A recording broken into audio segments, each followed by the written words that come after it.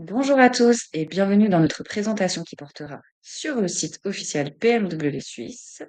Nous commencerons par parler de l'analyse stratégique du site, puis nous poursuivrons par l'inspection experte, puis nous continuerons avec le test utilisateur-utilisatrice par scénario et nous conclurons avec les résultats. Le but du site, c'est d'abord de faire connaître leur modèle, en particulier les nouveautés. Ils veulent également renforcer leur image haut de gamme et simplifier le contact avec les clients. On peut s'informer sur les modèles, que ce soit thermique, hybride ou électrique, et configurer sa voiture ou être mis en relation avec un concessionnaire. Tout cela dans une perspective de stimuler les ventes. Le site s'adresse principalement aux adultes en Suisse, hommes et femmes, avec un certain pouvoir d'achat. Il vise à la fois des clients actuels et des personnes intéressées par l'achat d'une BMW, neuve ou d'occasion, et il s'adresse pas uniquement aux particuliers, mais également aux professionnels comme les PME ou les indépendants à la recherche d'un véhicule de fonction. Le contexte d'usage du site varie selon les besoins, mais dans le cadre de cette analyse, nous nous concentrerons sur la version ordinateur du site. Cette version du site est surtout pensée pour aller plus loin dans la navigation, par exemple, explorer les différents modèles, configurer sa voiture ou prendre facilement rendez-vous avec un concessionnaire. L'activité finalisée se fait en plusieurs étapes. D'abord, on choisit un modèle parmi la sélection proposée. Ensuite, on peut comparer différents modèles pour affiner son choix. Une fois décidé, on passe à la configuration du véhicule selon ses préférences. Et pour finir, on prend contact ou rendez-vous avec une concession directement depuis le site. On va maintenant passer à l'inspection experte du site en commençant par le zonage de la page d'accueil. Donc tout d'abord, on a l'entête avec comme contenu le logo BMW cliquable qui permet de retourner sur la page d'accueil, ainsi qu'une barre de menu qui permet de se diriger vers plusieurs zones du site. Et justement, la fonction de cette entête, c'est de naviguer efficacement et de manière globale sur le site. Ensuite, on a la zone de contenu principal qui contient de grandes bannières avec des vidéos et des images qui attirent l'attention sur les modèles récents ou les offres promotionnelles de la marque. En plus de ça, la plupart de ces bannières sont accompagnées de petites icônes sur lesquelles il est écrit, par exemple, demander une offre ou découvrir maintenant. Donc on peut aussi dire que cette zone de contenu principal a une fonction d'incitation à l'action. On a aussi une zone de service rapide qui se trouve à l'intérieur de la zone de contenu principal, un peu en sandwich entre deux parties de la zone de contenu principal, et qui offre la possibilité de directement configurer un véhicule ou d'aller directement vers les véhicules neufs ou d'occasion disponibles. Et donc la fonction de cette zone est de simplifier le processus de recherche et d'achat pour les utilisateurs. On a également une zone d'information complémentaire qui contient des informations très détaillées sur les nouveaux modèles et sur les offres disponibles et qui sert à donner des informations plus précises aux utilisateurs qui sont en phase de décision. Tout en bas de notre page d'accueil, on a donc notre pied de page qui contient des liens vers de nombreuses sections telles que Contact, Découvrir BMW et qui a pour fonction de permettre de changer de langue et aussi d'offrir des informations supplémentaires pour les gens qui seraient intéressés d'en savoir plus sur la marque ou sur le site en lui-même. Pour finir ce zoning, on a décidé de parler d'un outil d'aide. On sait que c'est pas une zone en tant que telle, mais ça nous paraissait quand même important de le mentionner puisqu'il est présent tout au long de la page d'accueil. Il permet de rediriger vers un site de réponse aux questions et il permet aussi de prendre contact avec BMW. On va maintenant passer à l'analyse ergonomique a priori en analysant les points forts et les points faibles de la page d'accueil. Pour commencer avec les points positifs de cette page d'accueil, on peut parler du zoning qui est clair et efficace. C'est une page d'accueil qui suit une organisation logique un peu en entonnoir avec les éléments les plus importants au début, puis des informations supplémentaires ensuite. Donc ça suit bien la règle de Nelson qui est de hiérarchiser le contenu par importance. Un autre point positif, c'est le design impeccable de cette page d'accueil avec beaucoup de vidéos, c'est très sobre et professionnel et cohérent graphiquement.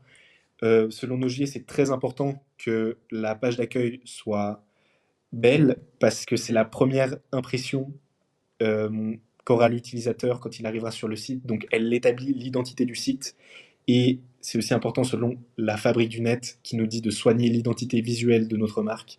On peut aussi parler de l'utilité des vidéos de la zone de contenu principale qui attire l'attention et donne envie d'acheter des produits BMW, ce qui suit les recommandations de la fabrique du net de mettre en avant votre proposition de valeur dès le premier écran. Pour les points négatifs, on peut parler du très grand nombre de vidéos et de photos qui sont visuellement impressionnantes mais qui ralentissent le temps de chargement et qui peuvent du coup nuire à l'expérience utilisateur. Pour les points... Comme autre point négatif, on peut parler de la longueur de la page puisqu'elle fait 5 écrans alors que d'après Nogier, le maximum c'est 4 pour pas que les utilisateurs perdent le contexte du site.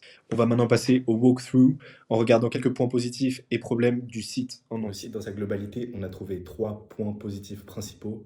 Le premier, c'est l'attractivité et le design hédonique. En effet, le site est créatif et captivant en plus d'avoir un design haut de gamme, ce qui fait qu'il remplit bien les dimensions hédoniques de stimulation et d'identité, et ce qui lui donne une attractivité globale. Le deuxième point positif, c'est le guidage et l'affordance du site. En effet, le menu principal est toujours clair et visible, peu importe où on est sur le site, et les sous-menus apparaissent immédiatement au survol de la souris. Donc ça remplit bien les critères de la grille de Bastien-Escapin de guidage et d'incitation. Et le troisième point positif, c'est la cohérence visuelle du site. En effet, l'identité visuelle du site est consistante, ce qui remplit les critères de la grille de Bastien-Escapin d'homogénéité et de cohérence. Et ça suit aussi les principes du CRAP, de la bonne utilisation de la répétition et de l'alignement pour renforcer l'identité de la marque. On a trouvé un problème principal pour ce site, c'est la densité informationnelle. Il y a souvent énormément de choses qui se passent sous nos yeux quand on est sur ce site, ce qui augmente la charge cognitive de l'utilisateur et ce qui ne remplit pas le critère de charge de travail de la grille de Bastien-Escapin.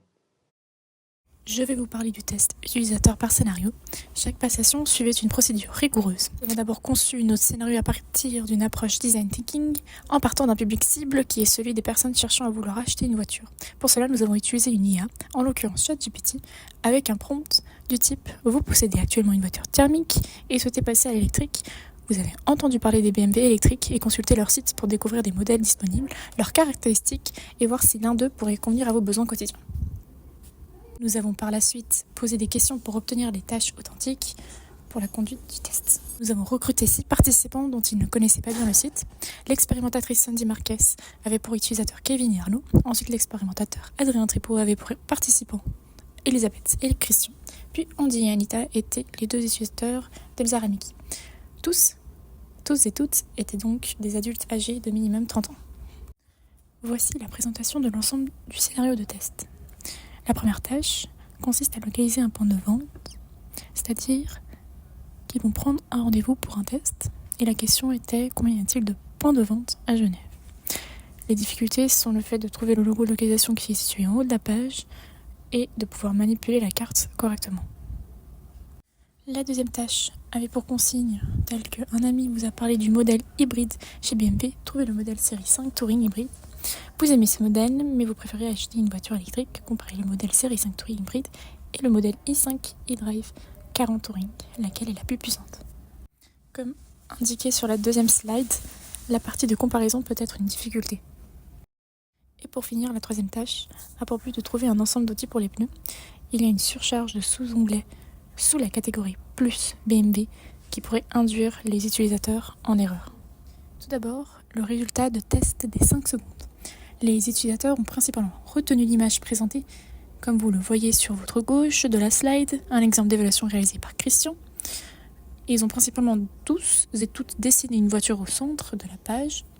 Ensuite, globalement, il y a eu une bonne impression et une bonne esthétique évaluée par les utilisateurs. Certains ont retenu aussi la barre de navigation, puis très peu ont retenu des éléments textuels. Voici différents aperçus généraux des passations des utilisateurs pour chacune des tâches. Lors de la recherche des surfaces commerciales automobiles, la majorité des participants a spontanément modifié la langue du site pour faciliter leur navigation. Ensuite, la page d'accueil variant d'un utilisateur à l'autre, les chemins utilisés ont également différé.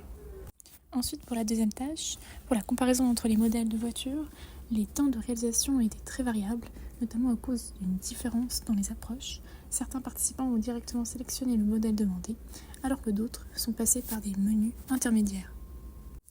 Par exemple, 3 participants sur 6 ont pris 4 à 7 minutes pour comparer les modèles demandés, car ils n'avaient pas eu l'option de comparer les voitures après avoir sélectionné le modèle série 5 Touring.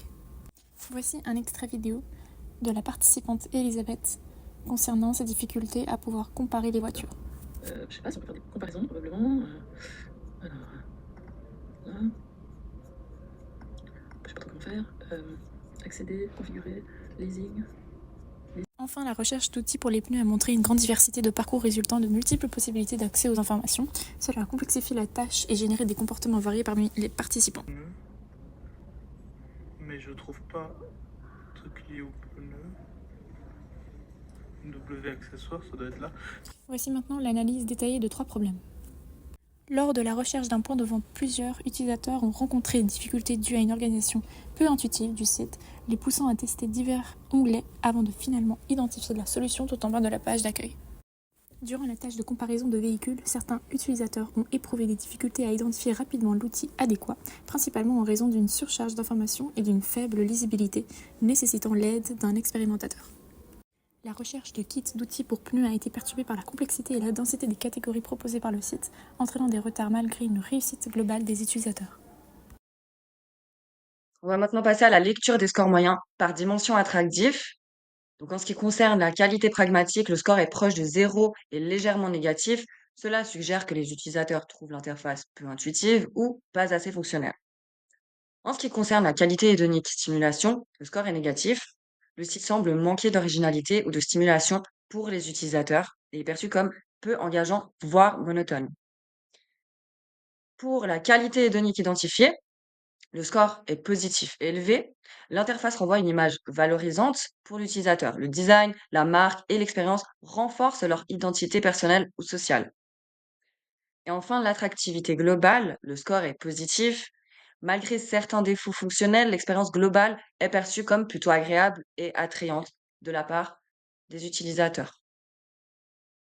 Pour conclure cette présentation, les scores moyens attractifs montrent que le site BMW est perçu comme globalement attrayant et valorisant sur le plan identitaire, mais il présente des faiblesses en ergonomie et un manque de stimulation ou d'originalité dans l'expérience utilisateur. Pour améliorer l'ergonomie du site, il est recommandé d'ajouter une barre de recherche afin de faciliter l'accès rapide à des contenus spécifiques, réduisant ainsi la charge cognitive des utilisateurs. Il serait également pertinent d'unifier les styles de boutons et les libellés afin d'assurer une meilleure cohérence et compréhension de la navigation. Ces ajustements contribueraient à une expérience plus fluide et plus intuitive. Pour conclure,